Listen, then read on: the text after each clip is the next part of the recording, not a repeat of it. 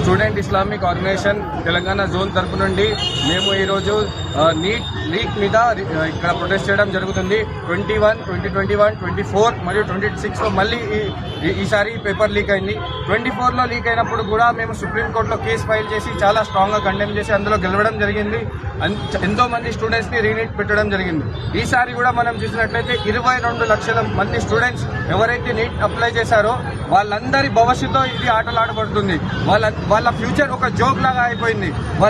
వాళ్ళు ఎంతో కష్టపడుతున్నారు, ఆ కష్టాన్ని ఒక జోక్ లాగా చూసుకుంటారు. కేవలం డబ్బుల కోసం మాత్రమే. ఎంతో ఇంపార్టెంట్ ఒక స్టూడెంట్ లైఫ్లో, ఒక డాక్టర్ లైఫ్లో, డాక్టర్ ఆస్పిరెంట్ లైఫ్లో ఇంపార్టెంట్ ఎగ్జామ్ 17 ఇయర్స్ ఏజ్లో తను ఎన్నో సంవత్సరాలు కష్టపడి 2 ఇయర్స్ ఇంటర్లో కష్టపడి తను ఒక ఎగ్జామ్కి అప్లై అయినప్పుడు వెంటనే ఎంతో ఆశతో రాసిన తర్వాత సడన్గా న్యూస్లో పేపర్ లీక్ అని వస్తే ఆ స్టూడెంట్ యొక్క సైకలాజికల్గా తన ఇంపాక్ట్ ఏర్పడుతుంది.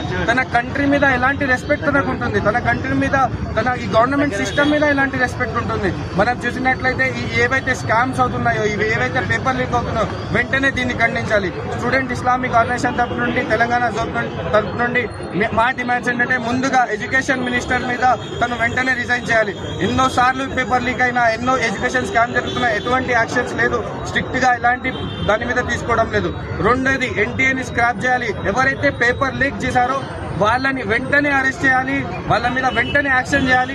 ఎందుకంటే ఇప్పుడు వాళ్ళ మీద యాక్షన్ తీసుకోకపోతే ఇంకా ఎవరైతే వస్తారో, ఇంకా ఎవరికైతే ఇలాంటి రెస్పాన్సిబిలిటీస్ ఉంటాయో వాళ్ళు కూడా మళ్ళీ లీక్ చేస్తారు. మళ్ళీ లీక్ అవుతుంది.